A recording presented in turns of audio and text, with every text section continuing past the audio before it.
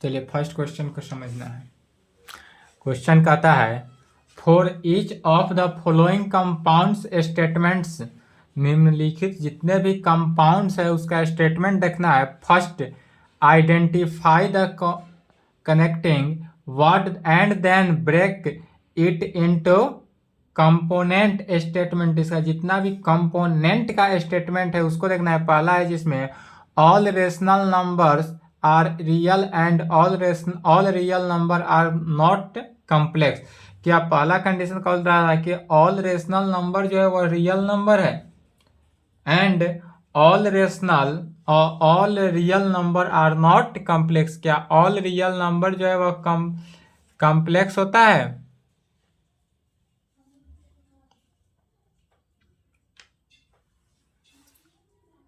तो all rational number जो है वह तो रियल होता है, सही है, लेकिन all real number are not complex. Answer लिखना है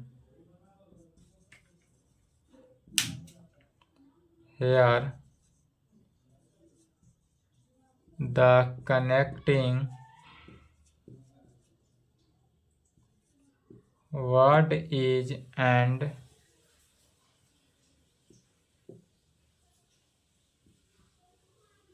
the component statement as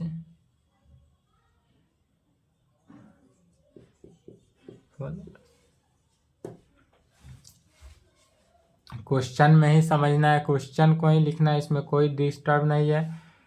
क्या कर रहा है कि ऑल ब्रेक करता है जहां पे यह and work identify the connecting word and the break it into component statement. या जो कंपाउंड स्टेटमेंट है, नीचे दिया गया एक कंपाउंड स्टेटमेंट है और एक कैसा है, कंपोनेंट स्टेटमेंट में है। तो कंपोनेंट स्टेटमेंट और कंपाउंड स्टेटमेंट को ब्रेक करता है जहां पे वहां पर लिखना है। तो कहाँ पे ब्रेक किया? तो पहला तो हुआ एंड पे ब्रेक किया कि here the connecting word is and the component statement as follows. या जो कंपोनेंट स्टेटमेंट जो है एंड पे ब्रेक करता है, तो एंड पे ब्रेक किया अर्थात क्या हुआ, ऑल कह सकते हैं all rational numbers are real, numbers are क्या होगा, रियल होगा। ऑल रेशनल नंबर्स आर क्या हुआ, रियल हुआ। और दूसरा में ऑल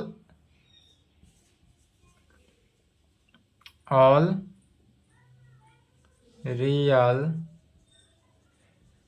नंबर्स आर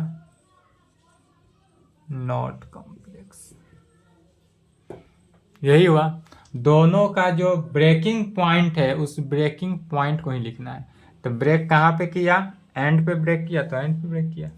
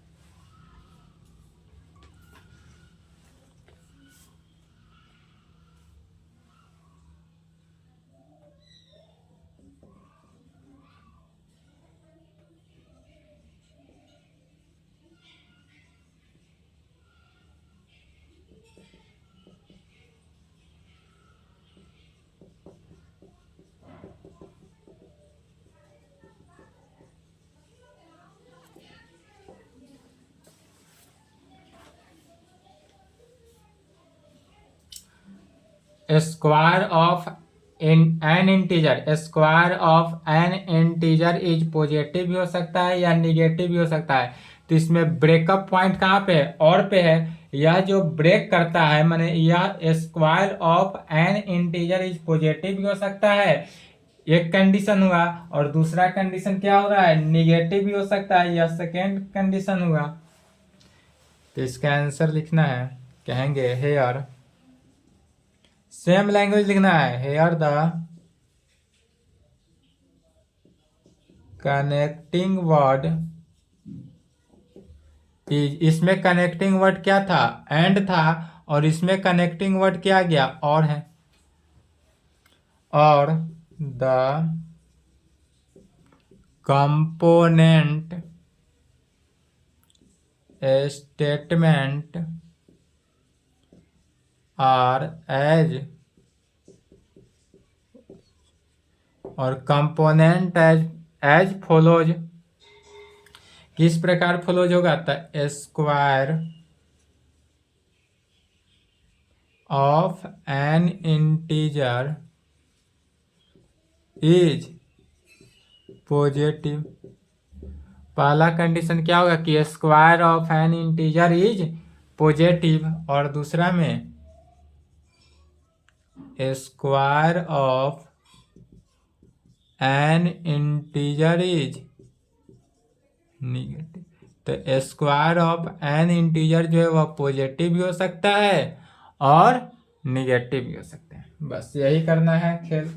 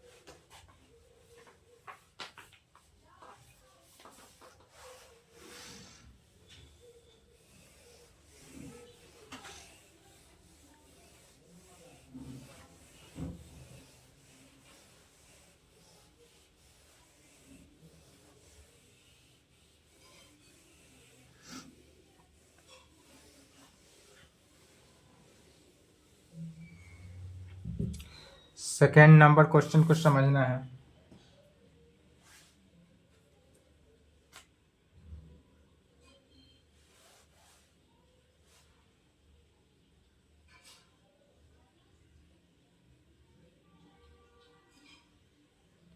कह रहा है identify the quantify in the following statements and write the negation of the statements. इसका भी निगेशन लिखना है। पहला, there exist a number which is equal to its square. क्या एग्जिस्ट करेगा number which is equal to its square, खुद स्वयं का जो नंबर है वह खुद के स्क्वायर से स्क्वायर के इक्वल होगा। तो इसी का निगेशन लिखना है। तो निगेशन कैसे लिखते हैं,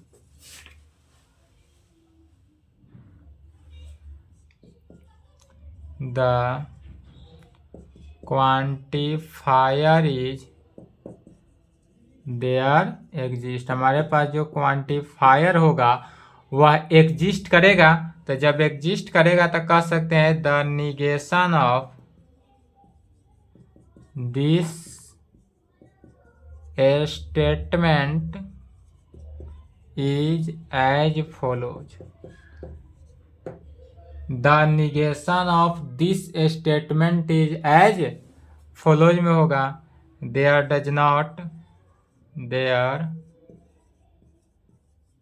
not exist a number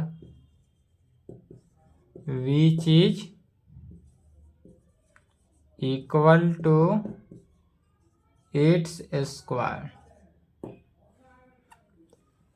negation मैंने क्या होता है, उल्टा लिखना है। यहाँ पर दिया था there exist a number which is equal to its square, तो यह तो हो ही नहीं सकता है, इसलिए there does not exist a number which is equal to its square. कभी भी खुद का स्क्वायर खुद के इक्वल होता है। मान लेते हैं यदि 2 है, जैसे कि एग्जांपल में ले लेते हैं, और 2 का स्क्वायर करेंगे तो 2 का स्क्वायर 4, क्या 2 4 के इक्वल है? नहीं है, नॉट इक्वल टू, इसलिए क्या कहेंगे, देयर डज नॉट एग्जिस्ट, या एग्जिस्ट नहीं किया।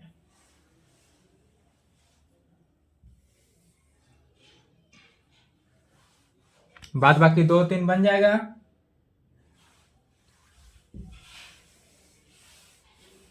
इसमें कुछ नहीं है, इसमें कोई थ्योरेटिकल क्लास नहीं, कोई फॉर्मूला नहीं, सिर्फ और सिर्फ क्या है, ब्रेन लगाना है और इधर को उधर लिखना है, क्योंकि इसका नाम ही क्या है, रीजनिंग, मैथमेटिकल रीजनिंग।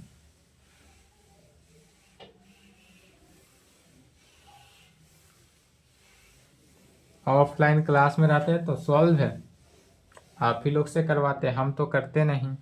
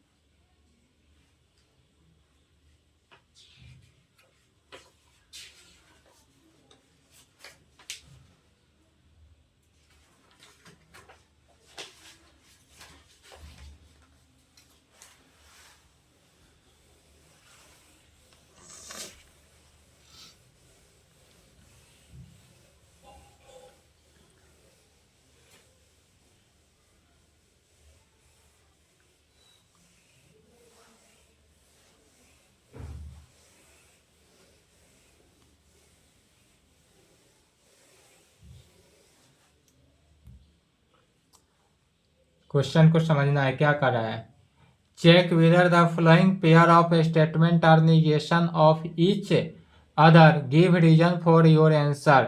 या जो है या इसको चेक करना है कि यह पेयर ऑफ स्टेटमेंट का निगेशन क्या होगा और जो दे रहे हैं जो आंसर देंगे उसका रीजन भी देना है कि किस रीजन के कारण इसका आंसर यह होगा।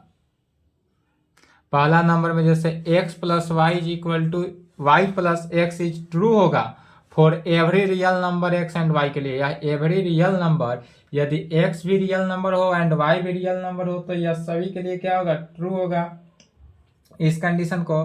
और सेकेंड में there exist real numbers x and y, यदि x और y जो है रियल नंबर है तो for which x plus y जो होगा y प्लस एक्स के इक्वल होगा, यह होगा। तो यह फर्स्ट एंड सेकेंड कहने का मीनिंग एक ही हुआ। इसमें बोल रहा है कि x प्लस वाई जो है वह y प्लस एक्स के इक्वल होगा, इज ट्रू होगा कहाँ पे, तो for every real numbers x and y के लिए। इसमें x और y जो है वह प्रत्येक क्या है, रियल नंबर है। और सेकेंड में कह रहा है कि there exist real numbers x and y, यदि x और y जो है वह रियल नंबर को एग्जिस्ट करता हो तब x प्लस वाई जो है y प्लस एक्स के क्या होगा, इक्वल होगा। इसका आंसर लिखना है the negation of statement first as statement first का यदि x plus y is equal to y plus x is true होगा कहाँ पे, तो for every real number x and y पे, तब क्या कहेंगे, there exist real number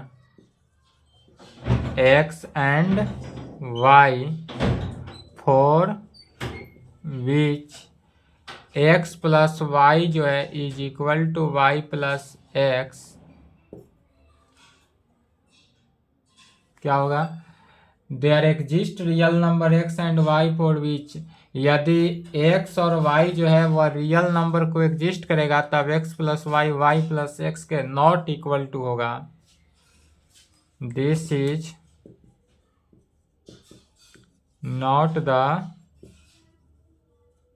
same as statement two, यह जो है स्टेटमेंट टू का सेम नहीं होगा, क्योंकि स्टेटमेंट टू ही कह रहा है कि यदि x और y जो है वह रियल नंबर को एग्जिस्ट करता हो तो क्या x प्लस वाई जो है वह y प्लस एक्स के इक्वल है। तो यह टू को तब कह सकते हैं thus the given statement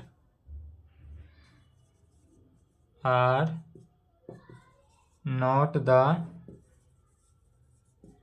negation of each other, इसलिए x और y का जो होगा वह निगेशन इसका नहीं होगा ईच अदर। यहाँ तक लिखें।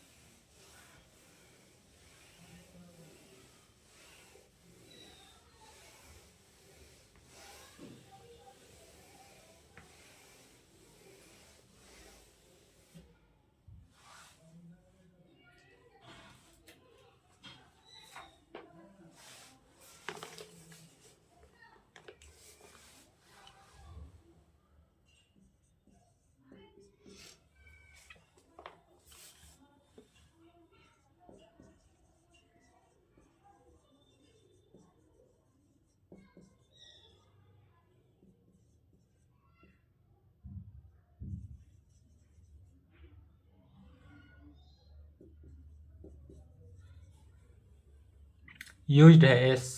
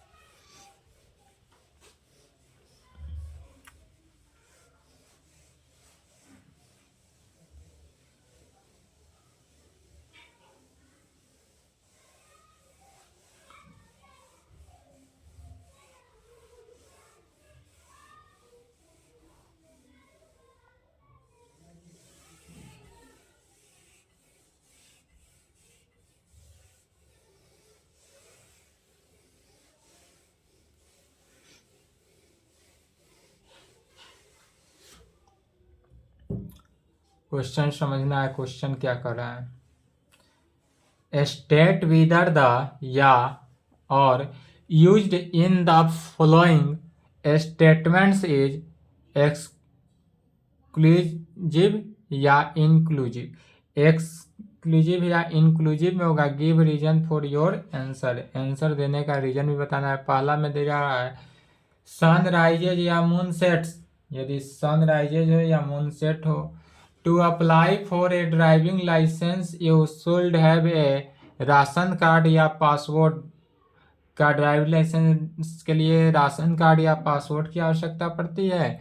ऑल इंटीजर्स आर पॉजिटिव या निगेटिव। क्या ऑल इंटीजर जो है, जितने भी इंटीजर है वो पॉजिटिव और निगेटिव होता है? तो ऑल इंटीजर्स आर पॉजिटिव या निगेटिव। चलिए इसी को बताना है।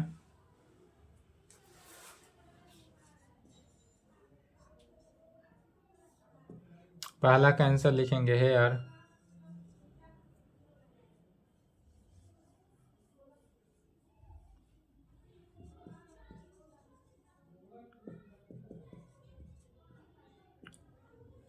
और इज exclusive because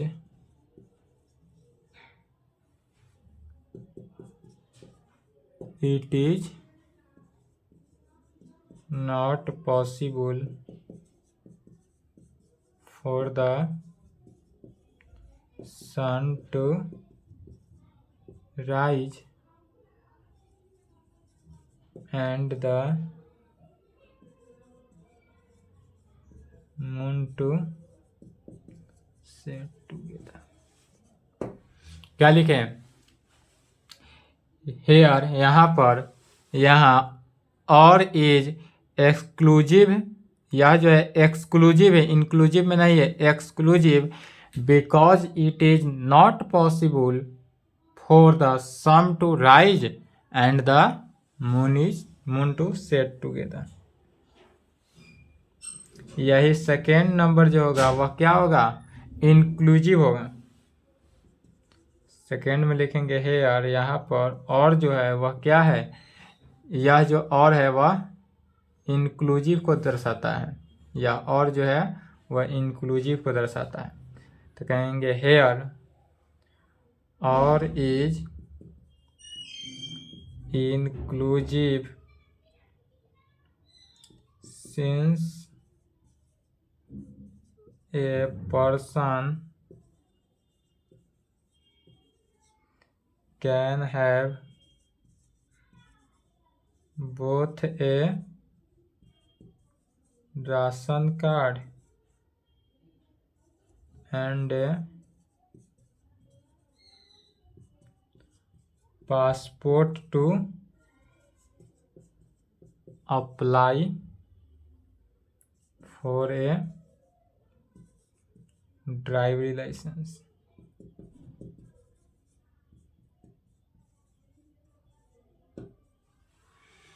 यार यहाँ पर क्या कहेंगे? और इज इंक्लूसिव सिंस, इंक्लूसिव होगा। इंक्लूसिव क्यों हुआ? तो since a person can have both a ration card and a passport to apply for a driving license के लिए। तीसरा में क्या कह रहा है? ऑल इंटीजर आर पॉजिटिव या निगेटिव। क्या ऑल इंटीजर जो है वह पॉजिटिव और निगेटिव होता है?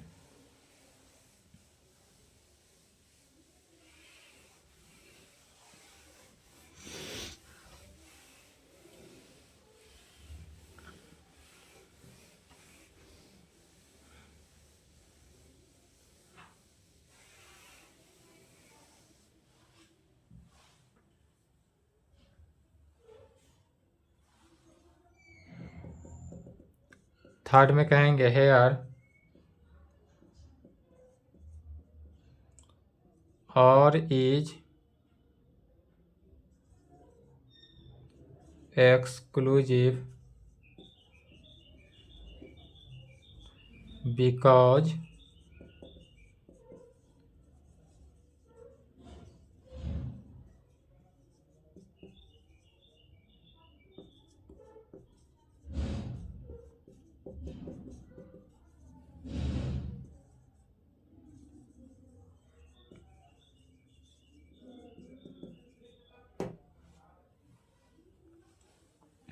हेयर और इज क्या हो गया? इंक्लूसिव होगा, because all integers can not be both positive and negative. यहां तक लिखें।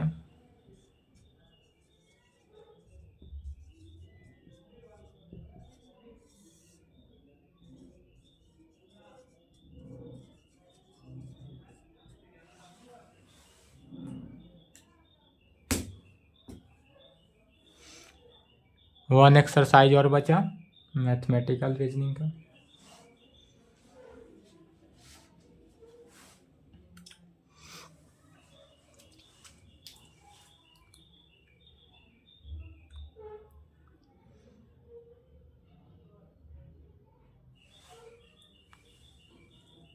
हो गया।